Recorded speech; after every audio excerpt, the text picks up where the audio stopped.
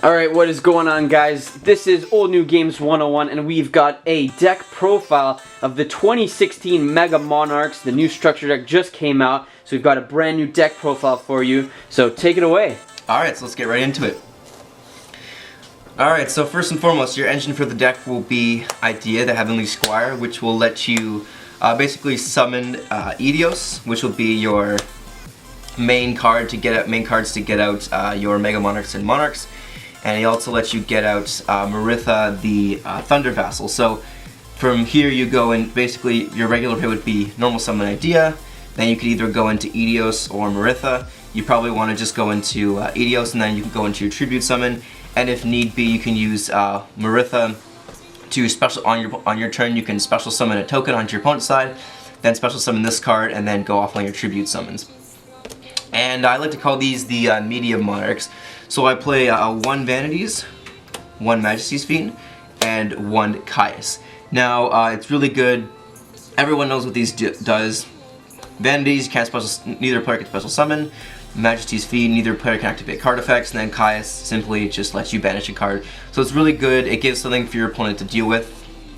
And with those, then I can go into the Mega Monarchs. So they're not really Mega Monarchs, but they're more of the whole engine of the deck to help you get out the Mega Monarchs is Aether, Triple Aether, and Triple Erebus.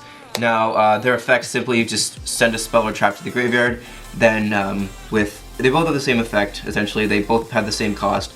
Aether will then let you special summon a Mega Monarch from your deck, and then it's returned to your hand, so it gives you a bit of presence. And then Erebus lets you shuffle either a card from your opponent's hand, or if it's on the field, then you can choose it. So it's really, really good, especially first turn, to slow down your opponent. And now we'll go into the Mega Monarch. Some people play these, some people don't, but it's completely up to you. I just prefer them because they have really, really good effects, and they work really well with the rest of my deck. So we play 1 Caius the Mega Monarch, 1 Mobius the Mega Monarch, 1 Theolus the Mega Monarch, and 1 Zyborg the Mega Monarch. So essentially with all of them, I'll just give a really brief explanation of each of them. So Caius, everyone knows what, hopefully if you don't know what the regular Monarchs do, this will probably be really easy. Probably just really explain this really easy for you. So with Caius, you can target 1 card on the field, banish it, inflict 1,000. And if you used a dark, this is really important. You don't have to, but I tried my best to use the same attribute to get the additional effects of the Mega Monarchs. So for Caius, what I'll do is I'll tribute a dark, then I'll get his additional effect, which lets me banish 2 cards, and then I inflict 1,000. Mobius, he lets me deal with the back row, so he targets up to 3 spells or traps on the field. This does include field spells, and I'm pretty sure this also does include the Pendulum Zone, so you can destroy those cards, and it really disrupts your opponent's plays. And if you use a water tribute, then they can't activate those spells or trap in response. Theolus lets you, when you tribute summon it, you get to peek at your opponent's hand, discard one of their cards, and if it's a monster, you inflict 200 damage times that monster's level. So it gets some really good burn damage in there. You get to peek at your hand. It's kind of like a Mind Crush on steroids, I think. And if you use a fire attribute as tribute, then you gain the additional effect. You get to inflict another 1,000 damage to your opponent. And of course, Zyborg. If you don't know, haven't seen the combos online already, Zyborg lets you target a card and destroy it. And if it's a light, then you get the effect that you get to send whatever level that monster was or rank to the graveyard, and you get to send your opponent chooses that many monsters. Say if it's 5, destroy level 5, then you can your opponent then sends 5 extra deck cards, and if against the additional effect, if you use a light tribute, then you get to choose those 5 cards. So it's really good to help shut down your opponent's extra deck. Alright, so let's get into the spell. So we play Triple Pandeity, or Pantheism, as they changed it to the TCG. So Pantheism lets you ditch a or send a Monarch spell or trap from your hand and draw 2 cards. So it's really good, especially if you need the extra draw power to get into cards you need. And then you can banish it from your graveyard and then reveal 3 Monarch spells or traps, and then your opponent can choose for them. So obviously you can just pick, for instance, say, usually what you want to go in is to Tenacity. So you'll show 3 Tenacity to your opponent, and then they'll add it, and then with Tenacity you reveal a Monarch, one of the mediums, or one of, except for Vanities, one of the medium Monarchs, I like to call them, or the Mega Monarchs, and then you can add a spell or trap to your hand. And with that, you usually can search out some of the following choices. So you can search out Stormfront, I play 3 because it's such a good card. It doesn't target, it doesn't destroy, it distributes, so it gets rid of problematic cards and it gets your monsters out. And then you can also search out for Stormfront if you need the extra protection. This isn't Stormfront, sorry. March of the Monarch says your opponent cannot target them, can't destroy them if they're tribute summon monster. So it's really, really good to give that extra protection, so you don't have to worry about like Fiendish Change, the back row, Mirror Force, something running into that when you're doing the battle phase. I play 1 Return of the Monarchs. This card essentially, when you tribute summon, you can then search out for your medium monarchs, or you can search out for your another mega monarch that you need to make a play with. Like if you need to banish a card, you get Caius. And essentially that's, I only play 1 just because I think if you play any more, it kind of does clog the deck. You can put more, but it's definitely up to you. And of course, the field spell. Now, some people play 3, some people play 2. I prefer 2. It essentially says if you control a tribute summon monster, your opponent cannot special summon from the extra deck. That is absolutely insane. That basically just, especially with the meta now and people relying on the extra deck so much, it just says no, no thank you, I don't want any of that. And then of course your tribute summon monsters gain 800 attack on the damage calculation, so it helps you overrun those monsters that are a little bit higher than your monarchs. And as well, a lot of people don't know this about the field spell, but it actually, you can target one of the mega monarchs, and mega monarchs only, so that includes Aether and Erebus. I know they're not mega monarchs, but I just consider them to be. And they actually lower the level by 2, so that means you only need 1 for a tribute summon. So it really, really helps you get off your plays.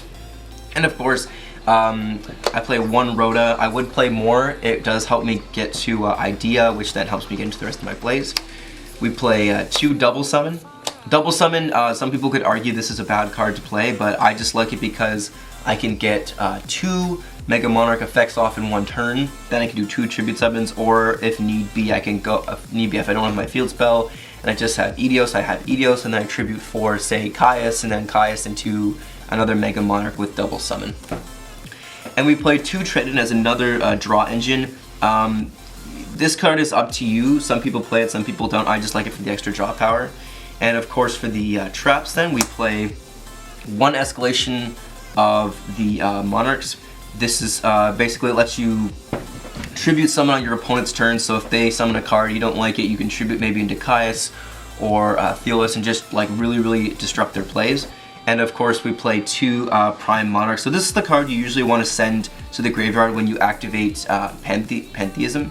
So that way you can, and with this card you just banish a Monarch spell or trap, special summon it from the graveyard, and then you can use it as a tribute father pretty much. And now I do have an extra deck for it, I do have a side deck for this deck, but it is in the process of being kind of shifted around, so I just use this now because I really like the extra deck the way I've kind of planned it out so far. So these are, I play 1 Burlith, which is a vassal. Now this is the vassals you do get in the structure deck, and these are the ones that let you kind of special summon themselves. So for his condition you discard a card. Then we have Escher, I think it's Escher, and these are all situational. So if I need the extra, if I can afford to discard a card, I'll toss in the Burlith. If my opponent plays heavy back row, I'll toss in this card, because then if my opponent controls 2 or more spells or traps, I can special summon him and then go off into my other plays. I really like Landrove. I'm really considering playing in my main deck just because he targets one of your opponent's cards. I don't think it actually targets, so you change them to face down defense position, and you special summon him, so it does kind of get rid of, if there's a condition that kind of negates your Monarch's effects, he can help you deal with that. I'd play 2 Battle Fader as well, just in case my opponent goes super OTK and they really just kill me in the first game. I play Battle Fader just as a bit of a safety net. And we also play 2 Effect Veilers. I just like them because, again, if there's that one card they always seem to make, I can just Veil it for the turn, or Veil it from my hand on their turn so they can keep my Monarchs a bit more protected. I played 2 Maxis. Some people will probably be like, what the hell is wrong with you? I would say if they have an Aturia Beast, for instance, then I can have the Maxi, because then I obviously can't be activating Pantheism, so it still helps me get a bit of draw power. And for a spell, I play Soul Exchange, Soul Charge, and another copy of Return of the Monarchs. Again, this is all situational, so it depends. If I want to go a bit more burn heavy, then I can use Soul Charge and then get off Theolus' effect, like get some Tribute Feathers and then go crazy with the burn with Caius and Theolus. And finally, I just play 3 traps. We play Trap Stun, Royal Decree, and Solemn's Warning. You might be wondering why I play Royal Decree and Trap Stun both. One is it depends. Like if they're going super trap heavy, I might go ahead and just toss in the Royal Decree because if I'm gonna lose Escalation, it's not that big of a deal. Definitely worth it. And Trap Stun if I just want to negate stuff for the turn if I don't have March out. And Warning simply just because with Pendulums it really shuts them down. It sends them back to the graveyard, not to the extra deck.